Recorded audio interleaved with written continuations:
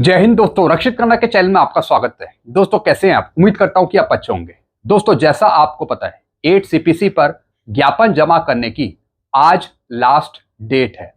जैसा आपको पता है तमाम संगठनों ने, तमाम कर्मचारी एसोसिएशंस, पेंशनर संगठनों ने 8 सीपीसी पर ज्ञापन बनाकर 8 सीपीसी की वेबसाइट पे अपलोड किया। तारीख शुरू हुई थी 5 मार्च 2026 से। जी हाँ दोस्तों, 5 मार्च 2026 से 8 सीपीसी पर आप ज्ञापन जमा कर सकते थे। अब दोस्तों आज लास्ट डेट है, एंड डेट 15 जून 2026। The online submission will be closed. जी हाँ दोस्तों, आज रात के 12 बजे के बाद इस वेबसाइट को, इस पोर्टल को बंद कर दिया जाएगा। हालांकि वेबसाइट खुली रहेगी, लेकिन जो पोर्टल है 8 सीपीसी पर ज्ञापन जमा करने का, वो लिंक बंद कर दिया जाएगा। तमाम पेंशनर्स एसोसिएशन ने, तमाम कर्मचारी संगठनों ने तमाम डिमांड्स वेतन आयोग को दे दी, जिसमें 18 महीने का डीए का एरियर, फिटमेंट फैक्टर 3.83, पेंशन 69,000, पे 69,000 दी जाए। तो दोस्तों सब डिमांड वेतन आयोग के पास पहुंच चुकी है। अब आगे क्या होगा इसकी जानकारी मैं आपको दूंगा। जी हाँ दोस्तों, 8 सीपीसी पर ज्ञापन जमा करने की जो लास्ट डेट है वो आज खत्म हो रही है। तो दोस्तों अब आगे क्या होगा वेतन आयोग के द्वारा, इसकी पूरी जानकारी मैं आपको दूंगा। जानकारियों में आगे बढ़ने से पहले एक छोटी सी अपील मैं आपसे करूंगा, और अपील है चैनल सब्सक्राइब की। देखने में आया काफी पेंशनर्स हैं जो वीडियो तो देख रहे हैं, लेकिन अभी तक उनमें से कुछ पेंशनर्स ने चैनल को सब्सक्राइब नहीं किया। ऐसे कितने पेंशनर्स हैं?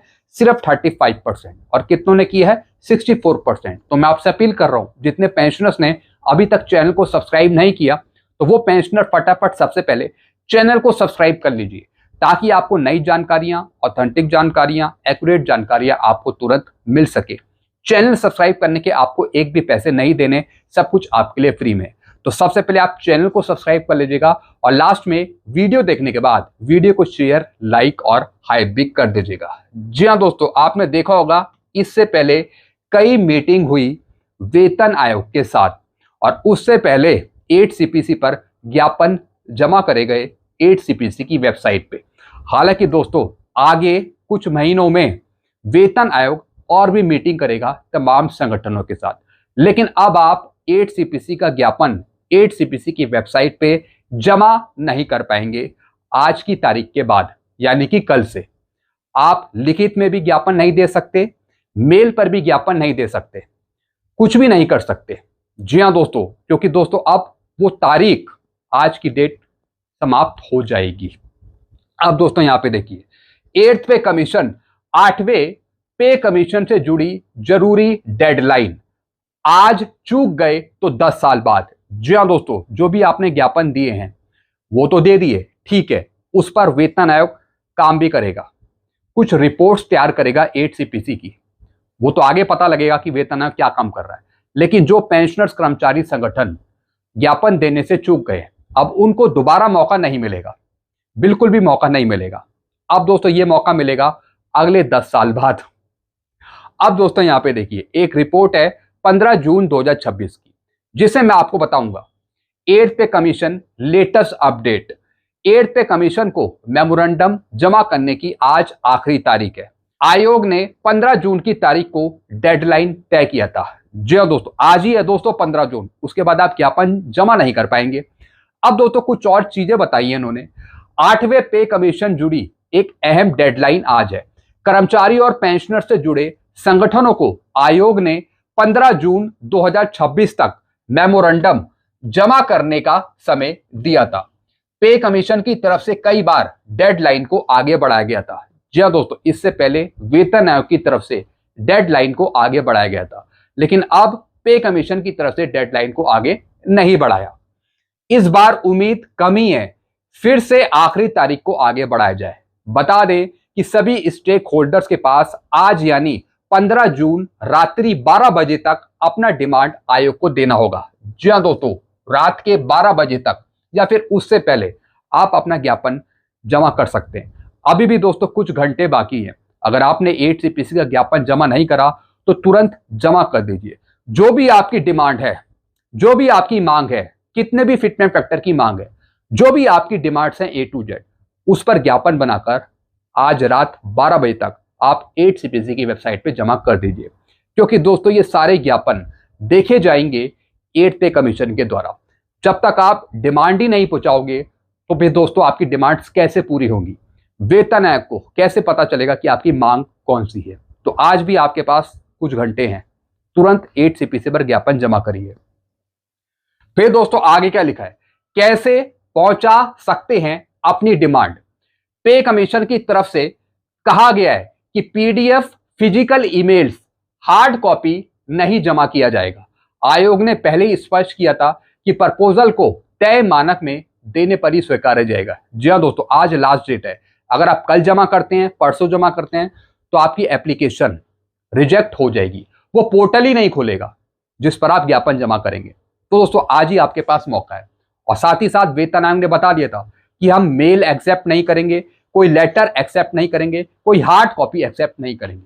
बेसिक पे 52,000 करने की मांग। जी हाँ दोस्तों, अब दोस्तों यहाँ पे कुछ संगठनों ने बेसिक पे बढ़ाने की मांग करी है, कुछ ज्ञापन दिए हैं जिसमें उन्होंने डिमांड करी है कि मिनिमम पे 52,000 रुपए दी जाए। Indian railway technical supervisor association ने कम से कम बेसिक पे 52,600 रुपए की मांग करी है। कई कर्मचारी संगठनों ने फिटमेंट फैक्टर को 2.92 से 3.50 करने की मांग की है। अगर ऐसा होता है तो कर्मचारियों की सैलरी में तगड़ा इजाफा होगा। जी हाँ दोस्तों, अब दोस्तों चाहे वो रेलवे कर्मचारी का कोई संगठन हो, चाहे दोस्तों वो BSNL का कोई कर्मचारी का कोई संगठन हो, या फिर JCM का संगठन हो, सब ने फिटमेंट फैक्टर ज्यादा रखने की डिमांड रखी है कि सबसे ज्यादा हाईएस्ट फिटमेंट फैक्टर दिया जाए 8CPC का।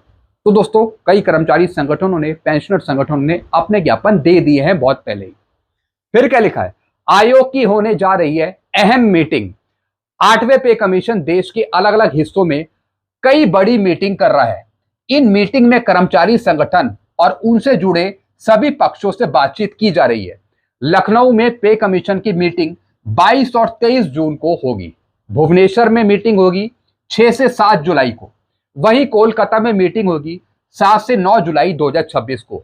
इससे पहले जम्मू कश्मीर और दिल्ली में 8वें वित्त आयोग की मीटिंग हो चुकी है। जी हाँ दोस्तों, अब दोस्तों 8CPC पर आप ज्ञापन तो जमा नहीं कर पाएंगे, लेकिन जो वेतन आयोग है वो अलग अलग सिटी जाके, स्टेट में जाके आपके साथ मीटिंग करेगा। तो अब आप डायरेक्टली अपने सुझाव बता सकते हैं वेतन आयोग को, लेकिन आपका प्रपोजल एक्सेप्ट नहीं होगा आज की तारीख के बाद। सिर्फ वेतन आयोग चाहेगा तो वो आपके साथ बातचीत कर सकेगा। जैसे कि दोस्तों अभी लखनऊ में मीटिंग होगी, उसके बाद भुवनेश्वर में, उसके बाद कोलकाता में। तो आगे आने वाले टाइम में, कुछ महीनों में, वेतन आयोग अपनी तरफ से स्टेक होल्डर के साथ मीटिंग करेगा। अभी दोस्तों 1 से 2 महीने में यही चलेगा, जून में भी और जुलाई में भी। अभी सिर्फ मीटिंग करेगा वेतन आयोग आपके साथ। अब दोस्तों आगे क्या लिखा है जरा ये भी समझ लीजिए, कितना समय लग सकता है आयोग को। जी हाँ दोस्तों, अब वेतन आयोग को कितना समय लग सकता है अपनी रिपोर्ट सौंपने में, वो भी सरकार को।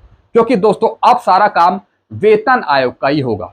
जब सारी मीटिंग निपट जाएगी वेतन आयोग के द्वारा, जब सारे सुझाव ले लिए जाएंगे, जब सारी मीटिंग खत्म हो जाएगी जुलाई अगस्त बाद, तो दोस्तों उसके बाद वेतन आयोग बैठकर अपना काम करेगा।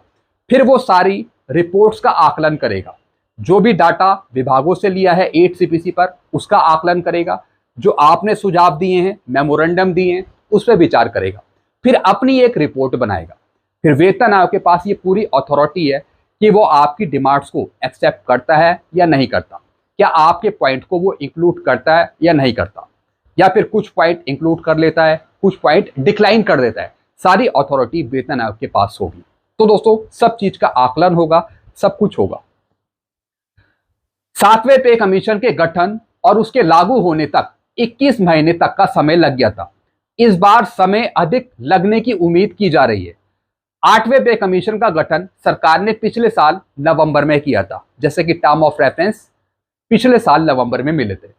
इस आयोग के पास 18 महीने का समय है। रिपोर्ट जमा होने के बाद सरकार की तरफ से अंतिम फैसला लिया जाएगा। बता दें कि पे कमीशन का गठन हर 10 साल में किया जाता है। आयोग की रिपोर्ट के आधार पर सरकार की तरफ से केंद्रीय कर्मचारियों और पेंशनर्स को मिलने वाले बेसिक पे आदि पर फैसला किया जाता है।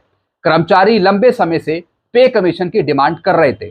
इस फैसले का असर 1.1 करोड़ केंद्रीय कर्मचारियों और पेंशनर्स पे होगा। जी हाँ दोस्तों, अब सब संगठनों ने अपनी डिमांड दे दी है, चाहे वो 18 महीने का डीए का एरियर हो, चाहे बेसिक पे बढ़ाने को लेकर हो, चाहे फिटमेंट फैक्टर 3.86 हो या फिर 4 फिटमेंट फैक्टर को। ज्यादा से ज्यादा हाईएस्ट फिटमेंट फैक्टर की डिमांड यहाँ पे रखी है। तो दोस्तों, हम उम्मीद कर सकते हैं कि वेतन आयोग अपना काम करना शुरू करे, आगे चलकर फटाफट काम करे ताकि रिपोर्ट जल्दी सबमिट हो सके। फिर क्या लिखा है, मिलेगा मोटा एरियर। केंद्रीय कर्मचारियों के लिए 8वां वेतन आयोग 1 जनवरी 2026 से ही लागू है, लेकिन अभी तक रिपोर्ट फाइनल नहीं होने और सरकार का अप्रूवल ना मिलने के कारण 7वें वेतन आयोग के हिसाब से तनख्वाह और पेंशन मिल रही है। लेकिन एक बार जब 8वां वेतन आयोग लागू होगा तब कर्मचारियों और पेंशनर्स को 1 जनवरी 2026 से एरियर मिलेगा। जी हाँ दोस्तों, अब दोस्तों जितनी भी रिपोर्ट्स आ रही हैं उसमें एक ही बात कही है कि जो आपको एरियर मिलेगा 8 सीपीसी का, वो 1 जनवरी 2026 से ही मिलेगा। अब दोस्तों जितने भी संगठन है उन्होंने अपनी डिमांड तो दे दी, अब जो काम करना है वो वेतन आयोग को करना है। देखते हैं वेतन आयोग किस तरीके की रिपोर्ट बना के देता है और कब तक सरकार को अपनी रिपोर्ट वो सबमिट करता है। और दोस्तों 18 महीने खत्म हो रहे हैं मई 2027 में। जी हाँ दोस्तों, जून 2027 में 18 महीने खत्म हो रहे हैं। देखते हैं वेतन आयोग टाइम पर रिपोर्ट सबमिट कर पाता है या नहीं कर पाता, और अगर कर देता है तो उसके बाद सरकार कितना टाइम लेती है। तो दोस्तों ये कुछ जानकारियां थी जो मैंने आपको यहाँ पे समझाई है। बाकी एरियर आपका बनेगा 1/1/2026 से ही। तो दोस्तों ये कुछ इंफॉर्मेशन थी जो मैंने आपको दी। ऐसी जानकारियां आपको आगे भी मिलती रहेंगी। कुछ पूछना हो तो आप नीचे कमेंट कर सकते हैं, अपने सुझाव भी आप कमेंट कर सकते हैं। Thank you so much.